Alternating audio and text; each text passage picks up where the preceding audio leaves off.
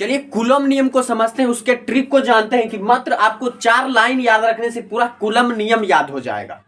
तो ऐसे ट्रिक्स आपको इस चैनल पर बहुत सारे मिलेंगे, चाहे आप फिजिक्स के स्टूडेंट हो या केमिस्ट्री के, तो इस चैनल को सब्सक्राइब जरूर कर लीजिए, क्योंकि यहाँ आप जो भी पढ़ेंगे वो आपको सेकेंडों में याद हो जाएगा। तो इसलिए सबसे पहले अगर कूलम नियम आपको याद नहीं हो रहा है, और क्योंकि आपको परिभाषा अलग से याद करना पड़ता है, फिर उसको साबित करने के लिए अलग से याद करना पड़ता है, तो वो सब आपको नहीं करना है। बस आपको ये 4 लाइन याद रखने हैं, आपको कूलम का नियम याद हो जाएगा। और 4 लाइन क्या है कि आवेश को आवेश से, दूरी को दूरी से गुना करो, 4πε0 को दूरी के साथ नीचे रखो और कूलम नियम बल याद करो। बस ये 4 लाइन अगर आप याद रखते हैं कूलम बल याद हो जाएगा। कैसे, तो उसको समझ लेते हैं कि कूलम नियम अगर मान लीजिए भूल गए और आपको लेकिन ये लाइन याद है, अगर कूलम नियम याद नहीं है लेकिन ये 4 लाइन याद है, तो इससे कूलम नियम कैसे निकलेगा इसको देखते हैं कि क्या कर, आवेश को आवेश से और दूरी को दूरी से गुना करो। तो आवेश को आवेश से गुना कर दीजिए, आवेश को क्यू से स्विच करते हैं, हमने क्यू गुना क्यू कर दिया। उसके बाद देखिए दूरी को दूरी से गुना करना है, हमने दूरी को दूरी से गुना कर दिया।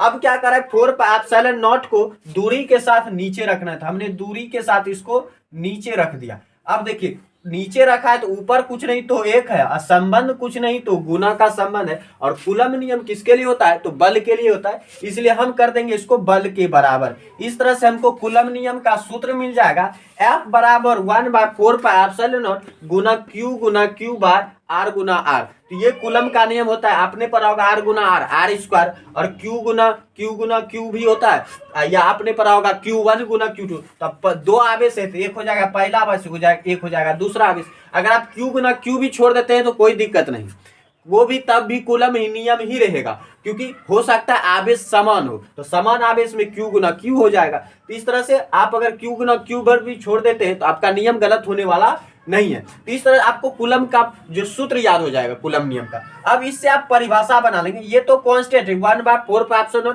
ये कांस्टेंट। ऑब्जेक्टिव के लिए आपको याद रखना है 4πε0 9 × 10⁻9 न्यूटन मीटर स्क्वायर प्रति कूलम स्क्वायर के बराबर होता है। तो इस तरह से मात्र ये आपको ऑब्जेक्टिव के लिए याद रखनी है। उसके बाद आप कूलम का नियम को जो आप कैसे विश्लेषण करेंगे, तो ये तो कांस्टेंट है, कांस्टेंट हटाते हैं तो समानुपाती आ जाता है। तो F को समानुपाती कीजिए ऊपर वाले के साथ, Q1 गुना Q2 के साथ, फिर F को समानुपाती कीजिए किसके साथ, नीचे वाले के साथ, नीचे में कौन है, R गुना आर स्क्वायर। इस तरह से जो ये कूलम के नियम का जो परिभाषा इसको बन जाएगा, F समानुपाती Q1 गुना Q2, यानी बल जो है आवेशों के परिमाण के गुणनफल के समानुपाती होता है, और बल जो है दूरी के वर्ग के व्युत्क्रमानुपाती होता है। तो आपको याद रखना है ऊपर में जो रहेगा समानुपाती, ऊपर में जो रहता है उसके लिए समानुपाती वर्ड यूज करेंगे, और नीचे जो रहेगा उसके लिए हम व्युत्क्रमानुपाती वर्ड यूज करेंगे, व्युत्क्रमानुपाती। तो ऊपर वाले वर्ड के लिए समानुपाती, नीचे वाले के लिए व्युत्क्रमानुपाती। इस तरह से हो जाएगा कि दो आवेशों के बीच लगने वाला बल आवेशों के परिमाण के गुणनफल के समानुपाती, और दूरी के गुणनफल या दूरी के वर्ग के व्युत्क्रमानुपाती होता है। इस तरह से आपका कूलम नियम का परिभाषा हो जाएगा। और उसके बाद आपको विश्लेषण करना है, तो F समानुपाती Q1 गुना Q2 को समीकरण 1 मान लेना है, F समानुपाती 1/r² को समीकरण 2 मान लेना है। फिर समीकरण 1 तथा 2 करेंगे, समीकरण 1 तथा अगर 2 करेंगे तो 1 तथा 2 से हो जाएगा, और 1 तथा 2 से हो जाएगा F इसमें भी है, तो F सिंगल में आ जाएगा, और Q1 गुना Q2 ये एक साथ आ जाएगा, एक साथ आएगा तो ये इस तरह r² हो जाएगा। फिर समानुपाती चिन्ह हटाएंगे तो बराबर लेंगे, और हमें कांस्टेंट लेना होगा तो कांस्टेंट मान लेते हैं हम K, और Q1 गुना Q2 बटे r²।